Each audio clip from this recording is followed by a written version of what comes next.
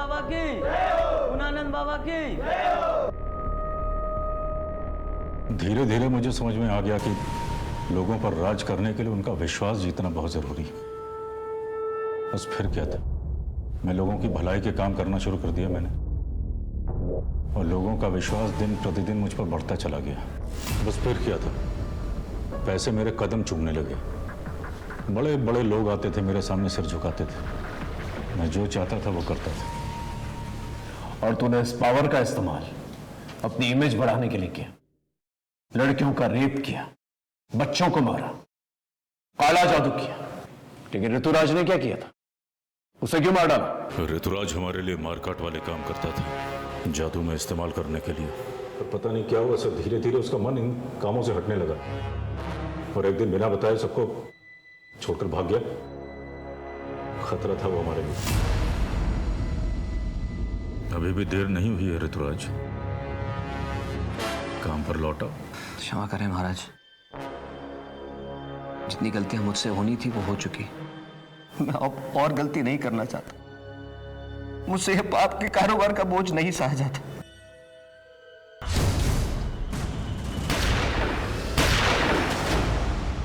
वैदेही कहाँ है?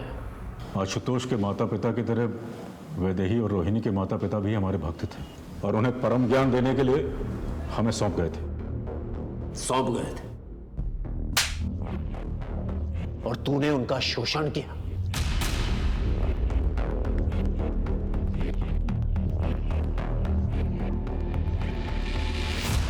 वैदेही कभी भी सहज नहीं थी आश्रम में, लेकिन रोहिणी पूरी तरीके से काबू में थी हमारे।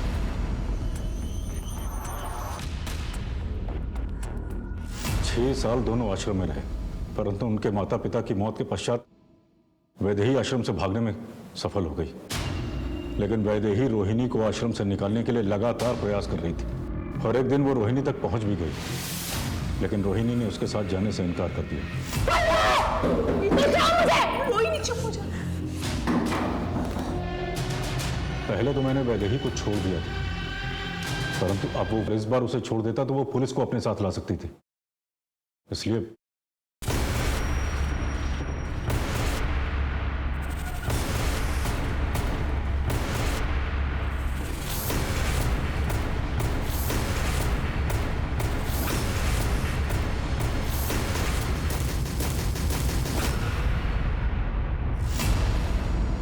तू तो ज्यादातर अनाथ बच्चों को मारता था, फिर आशुतोष को क्यों मारा? वो तो तेरे स्कूल में पढ़ता था, ऊपर से गरीब भी था। उसका बाप मेरा भक्त था, पर वो गरीब नहीं था। बाद में मुझे पता चला कि उसके बाप के पास पैसे भी थे और जमीन भी, और वो दोनों मुझे चाहिए थे। इसलिए मौका मिलते ही मैंने उसके बाप को अपने झांसे में ले लिया। दोनों लड़कों ने अघोरी की बुलाई हुई आत्माओं को भगा दिया है महाराज। अघोरी की तपस्या भंग होने की वजह से आत्माएं इनके बेटों पर हावी हो गई हैं। कुछ कीजिए महाराज, कुछ कीजिए। देखो, तुम्हारे दोनों बेटों ने गलती तो की है, जिस वजह से आज उन दोनों की जान खतरे में। हम ज्यादा से ज्यादा किसी एक बेटे की जान बचा सकते हैं। एक बेटे की बलि तो तुमको देनी ही पड़ेगी। अभिनव की जान बचाने के लिए उसने आशुतोष को बलि के लिए चुना। पूजा के नाम पे हमने उससे 3 लाख रुपए लिए और उसकी बलि चढ़ा दी। और अंकित ने क्या किया था? उसे क्यों गायब किया? उसने आशुतोष की बलि चढ़ाते हुए देख लिया।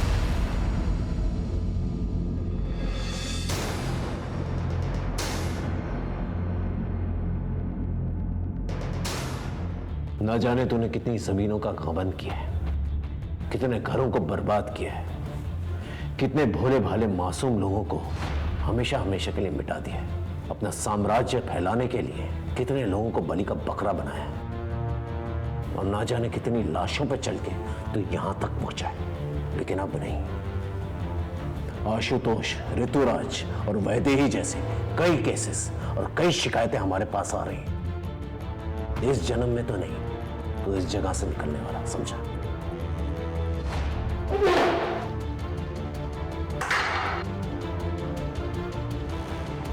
आज दुनिया के हर एक कोने में ऐसे बाबा हैं जो आध्यात्मिक होने के साथ साथ बड़े बड़े और अच्छे अच्छे काम करते हैं और लोग भी आंख बंद करके उन पर विश्वास करते हैं। एक बात हम आप सबको बता देना चाहते हैं, आप आस्था जरूर पालें लेकिन मर्यादा का भी पालन करें। और बाबाओं को आगाह करते हैं कि आस्था के नाम पर अगर वो लोगों के साथ विश्वासघात करेंगे, अपराध करेंगे तो उसका अंजाम सीधा जेल होगा। आज भारत के हर एक कोने में कई ऐसे नामचीन बाबा हैं जो जेलों में बंद हैं, जिन्होंने आस्था के नाम पर लोगों को ठगा है। जिस तरह से गुरु नानक ने अपने करियर की शुरुआत की थी, अगर उसी सोच को लेकर वो आगे चलता तो शायद वो आज इस अपराध का महाजाल का रचयिता नहीं बनता।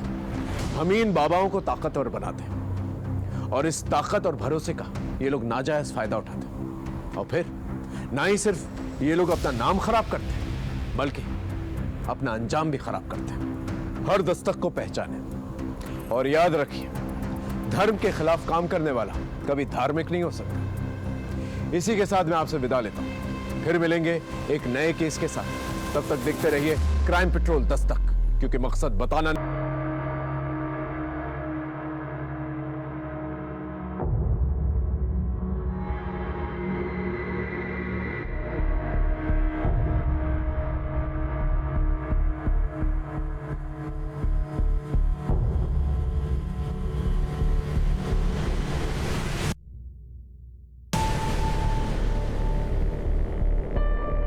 अकेला तो हमेशा हमेशा के लिए उसे ठिकाने लगा दिया और उसकी लाश को तालाब में फेंक दिया। क्यों? 2 महीने पुरानी बात का बदला हम लोग अब क्यों लेंगे? जो कुछ होना था उसी दिन हो गया था। उसके बाद से तो वो लड़का गांव या तालाब की तरफ तो दिखाई भी नहीं दिया। लेकिन उसकी लाश तो तालाब के पास ही मिली थी। साहब मुझे इसका कुछ मालूम नहीं। सर, उस गांव वाले के बारे में पता किया, मगर उसका कोई ऐसा कोई क्रिमिनल रिकॉर्ड नहीं है कि किसी की जान ही ले ले। ठीक है, अपनी जान जारी रखो और उसको कुछ दिनों तक यहीं पर रखो। ओके? जब भी हम किसी केस की छानबीन करते हैं तो उस केस के हर एक पन्ने को पलट कर देखते हैं। विक्टिम से जुड़े सब सेंसिटिव भी था, इसलिए हमें बहुत ही समझदारी के साथ, बहुत ही गुप्त तरीके के साथ सब कुछ करना था। हम मुजरिम को चौकन्ना नहीं करना चाहते थे। केस में मुश्किलें बहुत थी, लेकिन हमने भी ठान ली थी। पृथिव्यानि त्रीणि रत्नानि जलमन्नं सुभाषितां मुद्धे मुद्धे पृथिव्यातीनि रत्नानि जलमन्नमन् सुभाषितं मुद्दे पाषाण खान्देषु रत्न संज्ञा विधीयते। अरे वाह! अब आप इस श्लोक का अर्थ बताइए। इस श्लोक का अर्थ है कि इस धरती पर सिर्फ 3 प्रकार के रत्न हैं, जल, भोजन और मनुष्य के विचार। बहुत अच्छे। आप ऐसे ही मेहनत करते रहो, एक दिन अपना बहुत बड़ा मुकाम हासिल करोगे।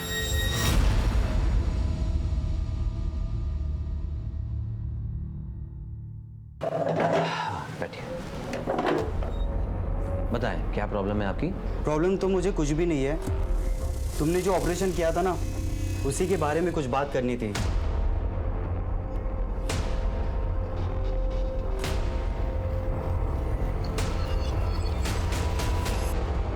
हाँ, आशुतोष की पोस्टमार्टम रिपोर्ट आ गई है। उसका लिवर और दोनों किडनीज को निकाला गया है। क्या मतलब organ trade? No sir, postmortem doctor की राय अलग है। उनका कहना है कि ऑर्गन्स निकाले जरूर गए हैं, बट इतनी बुरी तरह से कि वो डैमेज हो गए होंगे। 90% चांसेस हैं कि वो किसी के यूज करने लायक रह गए। और उनका कहना ये भी है कि ये किसी प्रोफेशनल डॉक्टर का काम नहीं है। कोई ऐसा करेगा क्यों? आखिर इसके पीछे क्या मामला हो सकता है? हो सकता है सर आशुतोष किसी कल्ट का शिकार बना हो, और वैसे भी वो अघोरी खंडर में ही था। मतलब ब्लैक मैजिक। इस अघोरी को ट्रैक करो, इसका मिलना जल्द से जल्द बहुत जरूरी है। और ऑर्गन ट्रेड के एंगल को भी खंगालो अच्छी तरह से। इससे रिलेटेड सभी लोगों से पूछताछ करो। जब तक का मामला क्लियर नहीं हो जाता हम कुछ कह नहीं सकते। सर, उस अघोरी का पता चल गया है। पकड़ो इसे, अभी जेल जाने का टाइम आ गया। बाबा जी ये क्या कर रहे हो? छोड़ो हमें। ले चलो इसे। छोड़ो। अरे हमने क्या किया है? अच्छा, तो तू है इन सब का बड़ा अफसर। मगर याद रख, एक सन्यासी की साधना में रोड़ा बन रहा है तू। मिट्टी में मिला दूंगा तुझे। बाबा जी, ये सन्यासी का चोला उतार के जरा ये बताइए, ये बच्चे आशुतोष का क्या किया? कौन आशुतोष? हम तो सिर्फ ब्रह्मा ब्रह्म को जानते हैं। देख, हमसे मिलने आत्माओं के आने का समय हो रहा है। जाने दे हमें। क्षमा कर दूंगा तुझे तेरी इस भूल के लिए। अरे बाबा, कहाँ चल दिए? चुपचाप यहाँ खड़े रहिए और हमारे सवालों के जवाब दीजिए, समझे? अरे मूर्ख, इतना दुस्साहस! राख कर दूंगा, मिट्टी में मिला दूंगा। देखो बाबा, सीधे सीधे इज्जत से पूछ रहा हूं, क्या कि उस बच्चे की लाश मिली है उस खंडर के पास जो तालाब है ना, वहां जहां पर आप कुंडली मार के बैठे हुए और उसके अंग निकाले गए? कोई मजाक नहीं चल रहा है यहां पर। सीधे सीधे से बताओ अगर कुछ देखा है तो। देखना चाहेगा? अभी दिखाता हूं मेरी शक्तियां।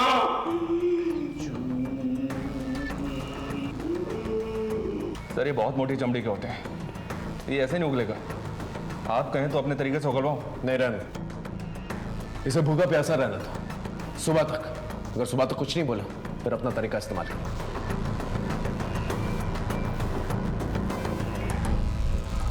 ऑर्गन ट्रेड के एंगल में कुछ मिला?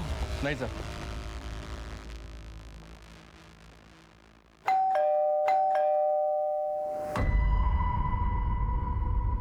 इतनी देर क्यों हो गई आज? कुछ नहीं, होम विजिट पे चला गया था। सर, आशुतोष की फैमिली बहुत खुश थी। सरिका की शादी हो रही थी और दोनों बच्चे भी बहुत अच्छे थे सर। बट राकेश फाइनेंशियली बहुत परेशान था। परेशान था मतलब? सर, राकेश की फाइनेंशियल कंडीशन खराब थी, लेकिन अपनी बेटी की शादी में उसने दिल खोल के खर्च करने का मन बनाया था। अपने पड़ोसी से 5 लाख रुपए उधार भी मांगे थे, पर लिए नहीं।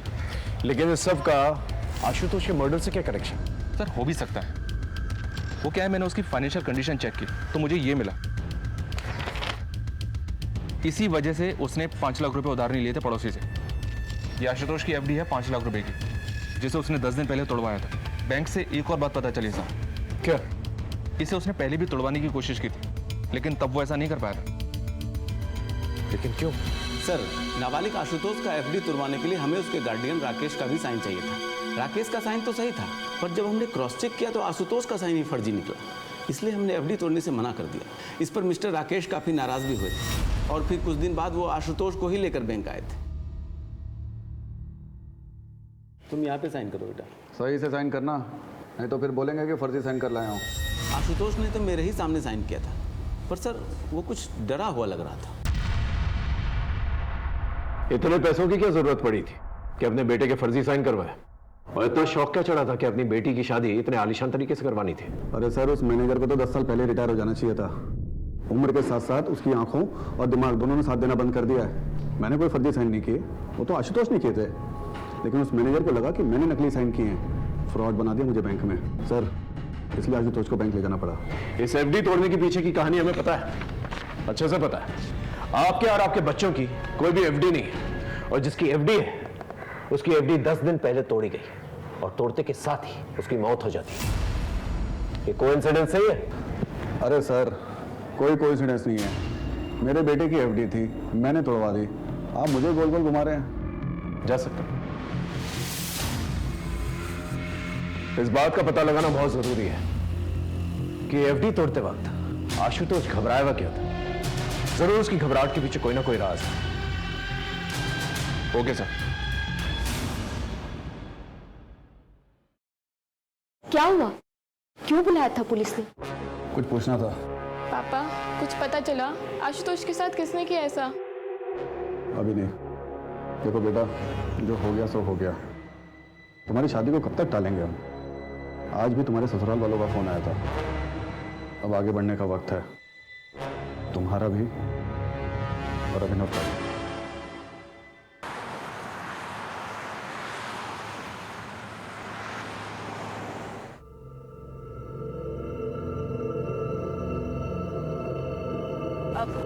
भैया, आगे से अंदर ले लीजिएगा।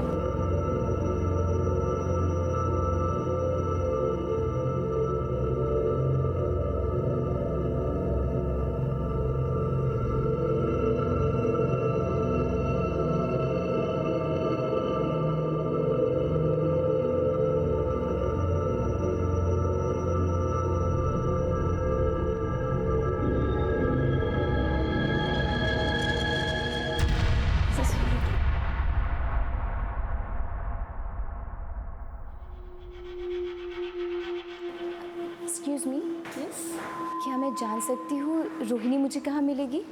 जी आप कौन? जी वो मुझे जानती है, मैं उसी से ही मिलना चाहती हूँ। सॉरी, रोहिणी यहाँ पर नहीं है, कुछ ज़रूरी काम था तो वो चली गई। बट आप अपना नाम बता दीजिए, मैं उन्हें इन्फॉर्म कर दूँगी कि आप मिलने आई थी। आप एक काम कर लीजिए ना, वो कहाँ गई है मुझे बता दीजिए, मैं वहाँ जाकर मिल लूँगी उससे। सॉरी मैम, वो हम जेल जैसी लगती है। मतलब? सर 60% बच्चे हमारे यहाँ अनाथ हैं और अंकित भी अनाथ ही था। ये 3 साल पहले हमारे यहाँ किसी NGO के थ्रू आया था। ये कोइंसिडेंस नहीं हो सकता कि पहले बैट लगी, फिर आशुतोष पकड़ा गया, उसके बाद उसका मर्डर हुआ और अभी अंकित भाग गया। कोइंसिडेंस है कि नहीं ये तो नहीं पता, पर अंकित और आशुतोष एक बार पकड़े गए थे। किस लिए? किसका फोन है ये? मैडम, वो मैच आ रहा था, इसलिए मैंने अंकित से फ़ोन ले लिया। मुझे नहीं मालूम था कि इसमें ऐसी सब फिल्म्स पड़ी होगी। झूठ बोल रहे हैं मैम, वो गंदी फिल्म देखने के लिए उसने ही मुझसे फोन लिया था। ये फोन और ये फिल्म कहाँ से आई तुम दोनों के पास? पड़ा हुआ मिला था। ऐसी चीजें तुम दोनों को ही कैसे मिल जाती है, बाकी बच्चों को नहीं मिलती है? कल से हर रोज 1 महीने तक पूरे ग्राउंड के चक्कर मारोगे तुम दोनों। चलो जाओ यहाँ से। अंकित ये सब भी करता था स्कूल में? अच्छा, आपके पास अंकित का वो मोबाइल है जो किसी ने उसे दिया था? अगर है तो प्लीज दीजिए। अंकित की सारी डिटेल्स हमें चाहिए, वो कहां से आया था और यहां पर आने से पहले वो किन लोगों के साथ रहता था। इस केस में कई सिरे थे जो उलझे हुए थे, लेकिन हम अपनी पूरी ताकत के साथ, पूरी मुस्तैदी के साथ इन सारे सिरों को अच्छी तरह से टटोल रहे थे। जैसा मैंने पहले भी कहा था, मुजरिमों के बढ़ते हौसलों के साथ साथ उनके कनेक्शंस और उनके नेटवर्क्स भी बढ़ जाते हैं। लेकिन हम कड़ी से कड़ी जोड़ते गए और सारे सबूत इकट्ठा करते गए। हमें भी इस बात का पूरा अंदाजा था कि हमारा सामना एक बहुत ही पेशेवर और एक बहुत ही बड़े मुजरिम के साथ था।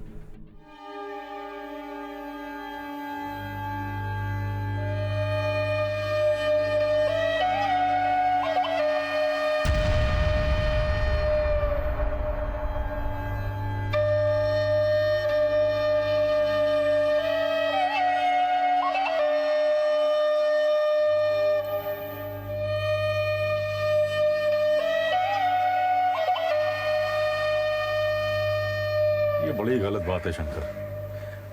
ये औरतें तुमसे अपनी मेहनत की मजदूरी मांगने आई, तुमने इनकी पिटाई कर दी। ये तो ठीक नहीं। चलो इनसे माफी मांग। मांग लो, इन लोग से माफी मांगे। अरे गुणानंद भैया, हमें कोई माफी वाफी नहीं चाहिए। सही कह रही है, एकदम सही कह रही है। अबे जब इनको पीटने में कोई आपत्ति नहीं है तो तुम काहे क्रांति का झंडा उठाए घूम रहे हो बे? ये क्रांति की बात नहीं है शंकर, ये न्याय की बात है। देखो, आज तुम्हारे शरीर में बल है, ताकत है, तो तुम इनको मारते हो, पीटते, चुप रहती, बोलते नहीं। लेकिन ये ना भूलो कि इनके पास भी सत्य का बल है। तुम जानते हो तुम बौड़ा गए हो, तुम्हारा दिमाग खराब हो गया है, तभी तुम ऐसी बहकी बहकी बात कर रहे हो, समझे? देखो, हमको यहाँ पे तमाशा चाहिए नहीं। जितना तामा झामा है ना तुम्हारा ये सब लपेटो और निकलो यहाँ से, समझे? जैसे प्रभु की इच्छा। काका, बहुत सम्मान करते हैं हम आपका, लेकिन अब एक बात तो तय है कि जब तक शंकर इन गांव वालों से माफी नहीं मांगेंगे और इनकी मजदूरी नहीं देगा, तब खेतों में काम नहीं होगा। और हम सब भी यहीं बैठे रहेंगे काका, देखते हैं प्रभु की क्या इच्छा है ना। चलो बैठ जाओ भाइयों, बैठो, बैठ जाओ, बैठो सब अपने, बैठो।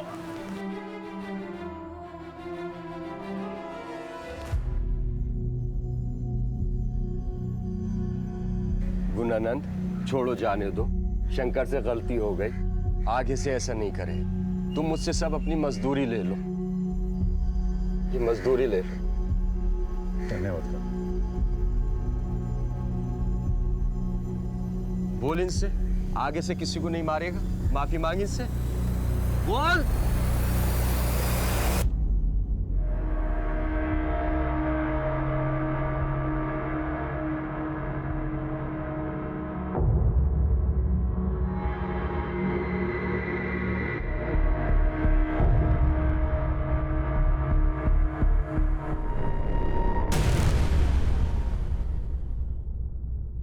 तीन बार लेना है, ध्यान रखा करो।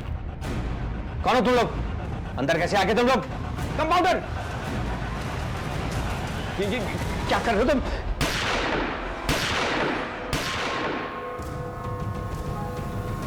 सर हमने लास्ट ईयर के सारे केसेस को छाना।